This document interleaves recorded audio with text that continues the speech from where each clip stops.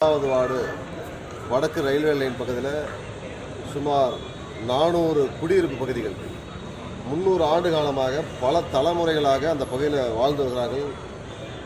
RCC ரூப்பு, tiles இது போன்ற சொந்த பணத்தில் அந்த இடத்துல வீடுகளை கட்டி பல தலைமுறைகளாக வாழ்ந்து வருகிறார்கள் குழந்தைகளோடு.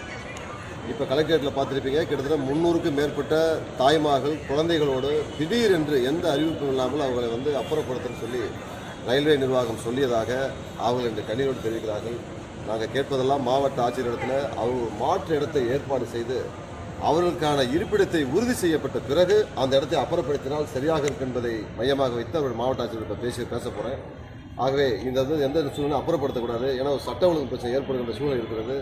இதோட கால சாலை முதல் சேலத்தினுடைய தேசிய நெடுஞ்சாலை சாலை முதல் பண்ண போகிறோன்னு சொல்லி அவங்க அறிவிப்பு வெளியிட்டதுனால சாலை முதல்ல இதை செய்ய வேண்டாம், வாருங்கள், நான் மாவட்ட ஆட்சியத்தில் பேசி உங்களுக்கான மாற்று இடத்தை பெற்றுத்தருகிறேன் என்று சொல்லி அழைத்து வந்திருக்கிறேன். ஆகவே சேலம் மாவட்டத்தினுடைய ஆட்சி நிர்வாகம் அவர் மாற்று இடத்தை தர வேண்டும் என்று கேட்கிறோம். ஏன்னா தொடர்ந்து சேலத்தில் பார்த்தீங்கன்னா எந்த அறிவிப்பும் இல்லாமல் தொடர்ந்து இது போன்ற புறம்போக்கு இடங்களை குடியிருப்பவர்கள் ஏன்னா ஒரு நாள் 2 நாள் கிடையாது, காலங்காலமாக பல தலைமுறைகளாக வாழ்ந்து வரும் மக்களை குழந்தை குட்டிகள் திடீரென்று அப்புறப்படுத்துவதும் அவர் போராட்டம் பண்ணுவதும் திரும்ப பேச்சு நடத்துவதும் வாடிக்கையாக இருக்கிறது. ஏன்னா ஒரு முதலமைச்சர் இந்த மாவட்டத்தில் முதலமைச்சராக இருக்கிறாரு, மரியாதைக்குரிய எடப்பாடி பழனிசாமி அவர்கள். அவருடைய கவனத்துக்கு இதெல்லாம் தெரியுதா என்னன்னு தெரியல. இங்குள்ள ஆட்சியாளர்கள், நிர்வாகிகள்லாம், அதிகாரிகள் எடுத்தேன் கவிழ்த்தேன் என்ற அடிப்படையில் செயல்படுகிறார்கள். இது தவறான முன்னுதாரணம். அவருடைய வாழ்வாதாரத்தையும் வாழும் இடத்தையும் உறுதி செய்வது அரசினுடைய நோக்கமாக இருக்கணும். மக்கள் பிரதிநிதி என்ற முறையில் இவருடைய பிரச்சனைகள் அரசு உடனடியாக அவரை அப்புறப்படுத்தக்கூடாது. மாற்று இடத்தை உறுதி செய்து அவர்களுக்கான இடத்தை தேர்வு செய்யப்பட்டு கொடுத்த பிறகுதான் அவர்கள் ஒப்புதலோடு அங்கே அப்புறப்படுத்த நான் கேட்டுக்கணும். அப்படி தவறுகின்ற பட்சத்தில் இது மிகப்பெரிய போராட்டம் கலவரமாக வெடிக்கிற சூழல் இங்கே இருக்கிறது என்பதை மட்டும் இந்த நேரத்தில் நான் ஊடகங்கள் வாயிலாக தெரிவித்துள்ளேன். இப்போ அவங்களுக்கு நோட்டீஸ்லாம் ஏற்கனவே வழங்கியிருப்பாங்க, இந்த நிலையில் படுத்த முடியாது. ஏன்னா அவங்களுக்கு யாருக்கும் மாற்று இடம், வீடு, வாசல் எதுவுமே கிடையாது. இந்த இடம் தான் திடீர்னு எல்லாம் தூக்கி வெளியில் போட்டால் எப்படி பண்ண முடியும்? இது மிகப்பெரிய ஜனநாயக நாடு. இது பிரிட்டிஷ் ரூல் ஒன்றும் இங்கே கிடையாது. ஆகிய இந்த ஜனநாயக நாட்டில் அப்படி யாரும் செய்ய முடியாது. அவர்களுக்கான மாற்று இடத்தை மாவட்ட ஆட்சித்தலைவர் உறுதி செய்யணும்.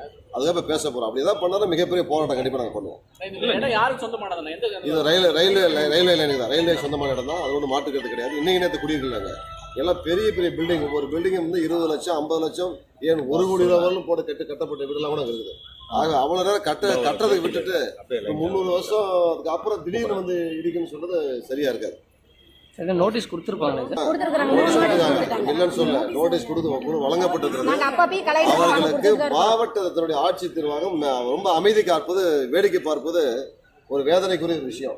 அந்த ஏழை மக்களுடைய இருப்பிடத்தை உறுதி செய்யணும். எல்லாம் குழந்தைங்க பார்த்தீங்கன்னா 4 வயசு 5 வயசு இருக்குது. இப்போ கொரோனா நோய் பாதிப்பு மக்களை வாட்டி வதைத்துக் கொண்டிருக்கிறது. அந்த பீதியிலிருந்து மக்கள் இன்னும் விடுபடல. தினமும் ஊடகங்கள் வர செய்திகளை பார்க்கின்ற போது நமக்கு உயிர் பிழைப்பதே பெரிய விஷயமா இருக்கிற சூழ்நிலை. எல்லாத்தையும் தூக்கி வெளியில போட்டா இவங்க தெருவில் போய் நிற்பாங்களா? தெருவில் வருகின்ற அந்த கொரோனா நோய்க்கு பாதிக்கப்பட்டு உயிரிழப்பதா? இப்படி ஒரு கொடூரமான சூழ்நிலை இருக்குது.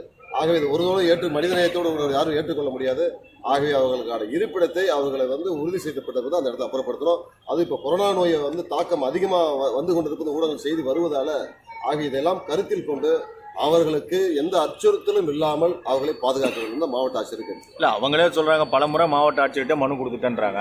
இப்போ திடீர்னு இந்த மாதிரி பிரச்சனை அது செய்யக்கூடாது. இப்போ மக்கள் பிரதி நான் இப்போ நாடாளுமன்ற உறுப்பினராக நான் தேர்வு செய்யப்பட்ட பிறகு என்னுடைய கவனத்திற்கு நேற்று தான் காலை வந்தது. இவர்கள் பிரச்சனைக்காகவே நான் டெல்லி செல்வதை கூட நிறுத்தி வைத்துட்டு இவங்க பிரச்சனை மாவட்ட ஆட்சியர் காலையில் பார்க்கணும் என்பதை நான் நேரில் வந்துக்கிறேன். ஆகவே இவர்களை பார்த்து விட்டு இப்போ நான் மீண்டும் டெல்லி கிளம்புறேன். ஆக இந்த மக்களுடைய அடிப்படை பிரச்சனை, வாழ்வாதாரத்தினுடைய பிரச்சனை பாதிக்கப்படக்கூடாது என்பதுதான் நம்முடைய எண்ணம். ஓகே.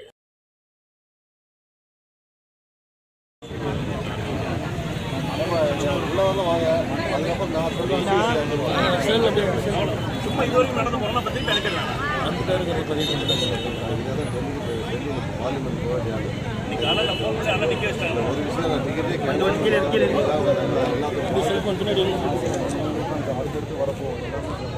வந்திருக்காங்க. நீங்க என்ன மேட்ருங்கிறது அதோட மேட்ரு நானும் ரயில்வே சம்பந்தப்பட்ட அதிகாரிகள் போன்ல பேசுகிறேன்.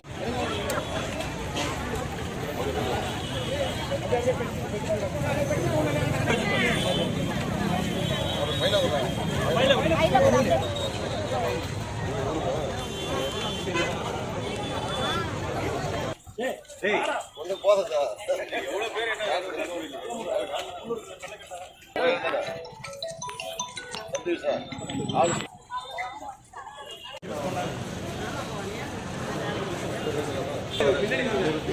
தமிழ்